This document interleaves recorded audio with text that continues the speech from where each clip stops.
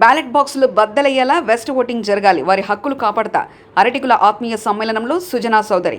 ఈ నెల 11వ తేదీన జరగనున్న పోలింగ్లో ఉదయం 6 గంటలకే బూతులకు వెళ్లి బ్యాలెట్ బాక్సులు బద్దలయ్యేలా ఓటింగ్ జరపాలని పశ్చిమ నియోజకవర్గ బీజేపీ అభ్యర్థి యలమంచిలి సత్యనారాయణ చౌదరి సుజనా చౌదరి అన్నారు.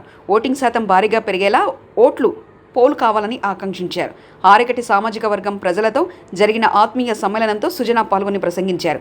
మహిళలతో సహా భారీ సంఖ్యలో తరలి వచ్చిన ఆరేకటికలను ఉద్దేశించి సుజనా చౌదరి చేసిన ప్రసంగానికి వారు హర్షధ్వానాలు చేశారు. ఆయన ప్రసంగిస్తూ భావితరాలకు విద్య, వైద్యం, ఉపాధి అవసరమని, వారి హక్కులను కాపాడాల్సిన బాధ్యత ప్రజాప్రతినిధులపై ఉందని, తనను భారీ మెజార్టీతో గెలిపిస్తే ఆరేకటికుల చిరు డిమాండ్లను తప్పక తీరుస్తానని ఆయన తెలిపారు. 12 ఏళ్లుగా రాజ్యసభ సభ్యునిగా, తర్వాత కేంద్ర మంత్రిగా పనిచేస్తున్న తాను అనేక ప్రజా సమస్యల పరిష్కారానికి కృషి చేస్తానని సుజనా చౌదరి అన్నారు. ఎవరు అక్కడ పుడతారో ఎవరు ఇక్కడ పుడతారో మన చేతిలో లేదు. భగవంతుడు అది ఎందుకు చేస్తారో మనకు తెలియదు. కాబట్టి కుల మతాలకు అతీతంగా మానవతా దృక్పథంతో పనిచేయాలి అనే ఉద్దేశంతో నేను పశ్చిమ నియోజకవర్గానికి ప్రజాసేవ కోసం రావడం జరిగింది. కాబట్టి కుల ప్రాతిపదిక మీద, మత ప్రాతిపదిక మీద ఓట్లకి నాయకుడిగా ఒకరు ఎమ్మెల్యేలు ఒకరు ఎంపీ అవ్వడం కాదు, సమర్థత సామర్థ్యంతో అవ్వాల్సిన అవసరం ఉంది.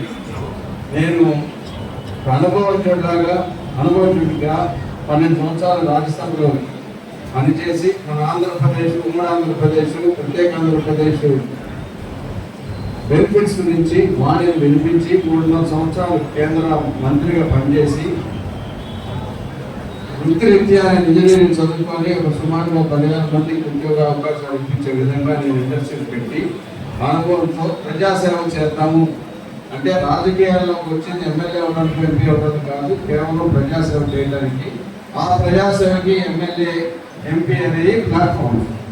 మీరందరూ ఆదరిస్తే ఎమ్మెల్యే అవుతాం.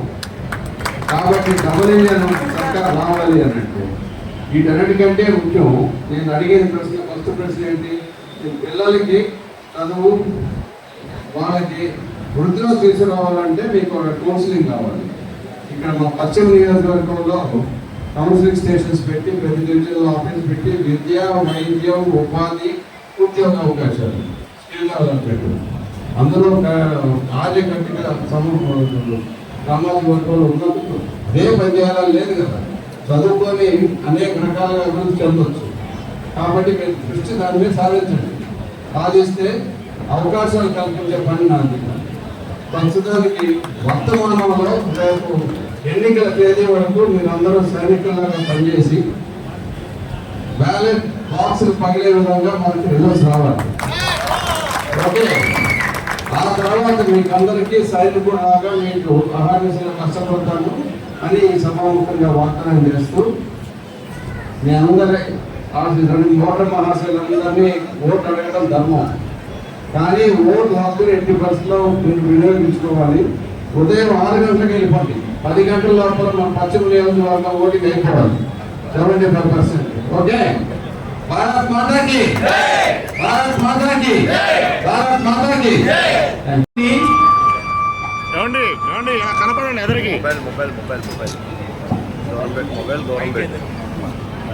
So finally we can say that sir, some people work for me, some people work for free, some people work for money, but we are really proud to have you in this team.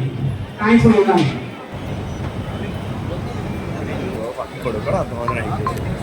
తమిళ అయితే మాత్రం తమిళ చదివినోడు కూడా చచ్చిపోతుంది స్పాట్లో.